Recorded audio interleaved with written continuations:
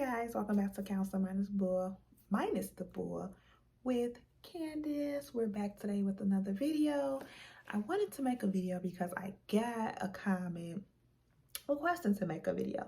If you guys request, I will be back on. No, and it's just been a while as well.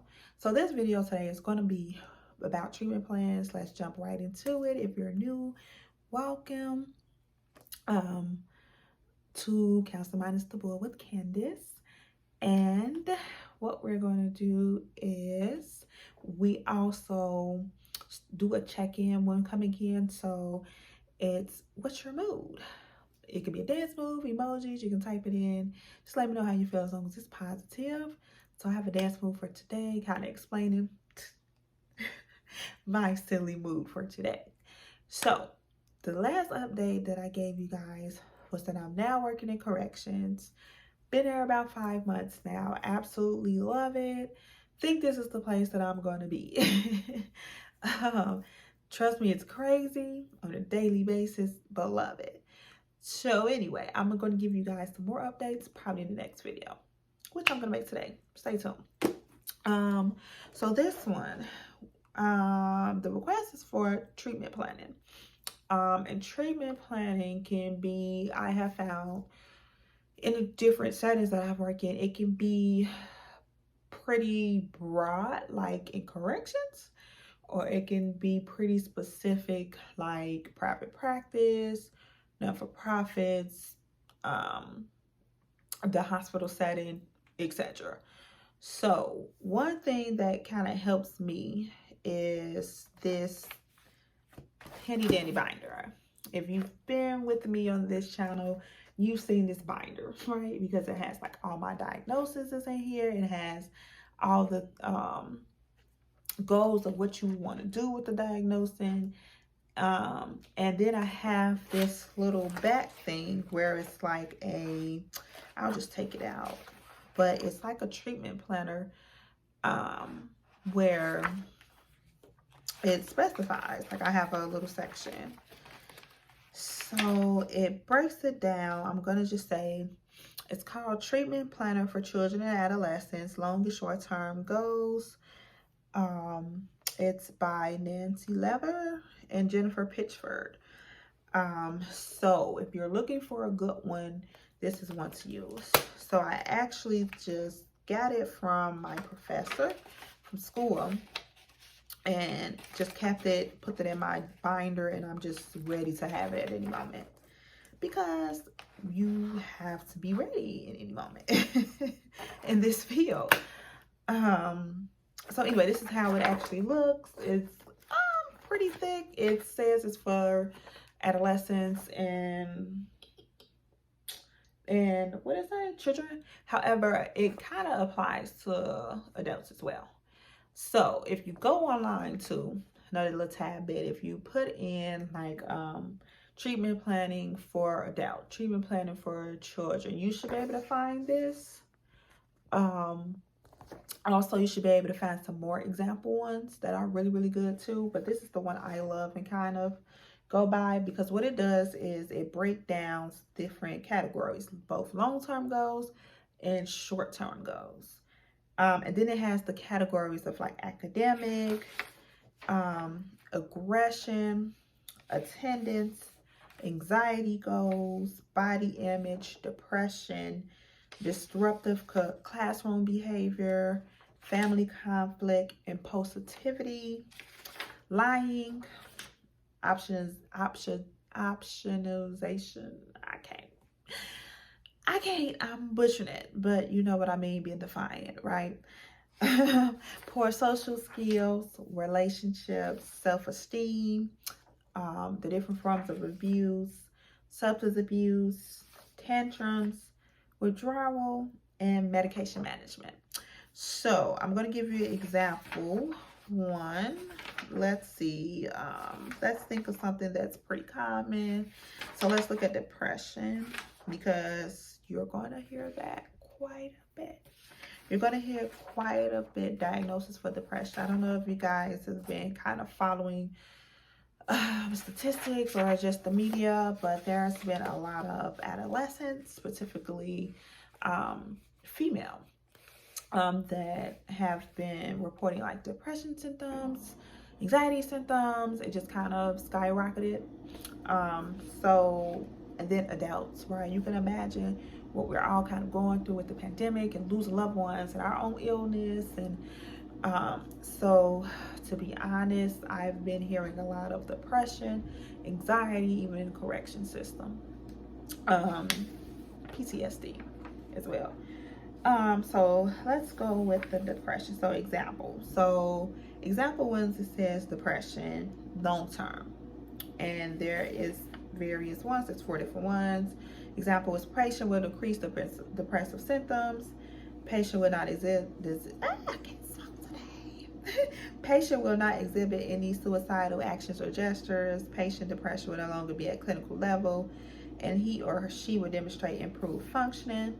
Patient will identify and gain insight into sources contributing to depression and demonstrate improved mood. So this long term. Short term, you want to get a little bit more specific. So patient scores. So if you're doing like a depression, what are those? I can't even think today. I'm sorry, I got off work. I'm just but if you're doing like an assessment, right? You're doing a rating, let's say the Beck depression scale, you can put that. So patient scores will decrease from baseline of blank to blank. Patient will be able to identify negative self-talk and at least 1 time per session. Patient will be able to report that he or she was able to verbalize sadness to family or peer, or at least 1 time a week. Says recorded in journal. Patient will increase number of positive self-statements, affirmations in sessions from current level of blank to blank. And then increase involvement in activities with peers from blank times to blank times per week. So these are kind of just some examples, right? So it can be so many different things. You don't have to like go word from word, because what you can also do is, one thing we know about treatment plans is that they are individualized. So it depends on that person that's sitting in front of you, that's presenting in front of you, and what the symptoms are. So if they're saying they're experiencing depression, that maybe this is like a reoccurring thing, maybe MDD, right? And it's reoccurring, maybe it's moderate. What you can kind of do is be specific there too, right? Patient will decrease depressive symptoms. Some people put 80% by 80%, by 20%. Some other things I've seen, even when they were being specific about how many times you practice the positive affirmations. Some of the basic ones about depression, of course, would be return to normal baseline, return to normal functioning, just reduce the frequency, intensity, and duration of depressive symptoms. So it's really ways that you can kind of tweak these things, so you don't have to necessarily go word for word. There's so many ways that you can kind of tailor it to the person that's in front of you, and that's the goal of the treatment plan. Now, it's really good if you're working like in private practice to be very specific. So of course you have your general long term, but if you're breaking it down to your short term, you want to be specific, from 6 times a week to 3 times a week, by 80%, those type of specific. And then also, one thing I would say, when you're coming up with these goals, I know a lot of people usually choose at least 2 or 3 goals. I have seen some colleagues that put 1 in so many seconds, but you want to come up with at least 2 or 3 long term, and then at least 2 or 3 for short term to work towards that long term. For me, it's just more efficient. It's a way that you can kind of monitor the progress. people get really specific as far as the goals too, as far as depending on what setting you're in, as far as updating your treatment goals. So that date, that target date that you want to put, which it could be 90 days. If you wanted to have like a signed date, if the client is telling you they want a certain date, they want to achieve this by a certain date. And then there's ways to kind of track it, like completed, still in progress, you know, just different terminology based on what you are. All of this stuff that I'm talking about now is totally different in corrections. As you can imagine, how many people that you see throughout your day, and it's more kind of standard, whereas more so a lot of long-term goals, and as far as like that update you're doing, of course you're doing that, but since it's more standard,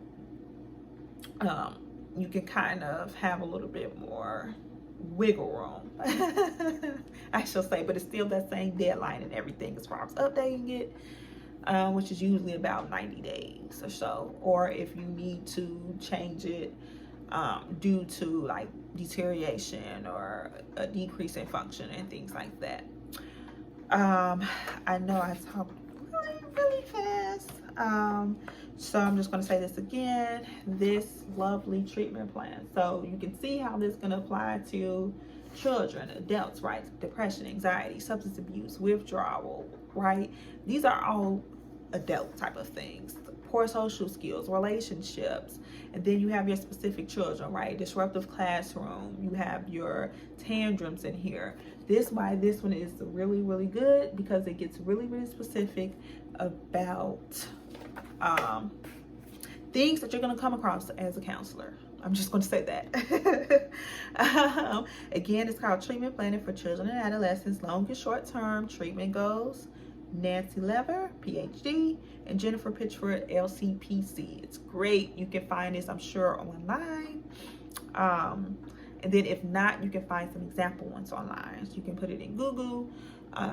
Treatment goals for anxiety, treatment goals for depression, treatment goals for this.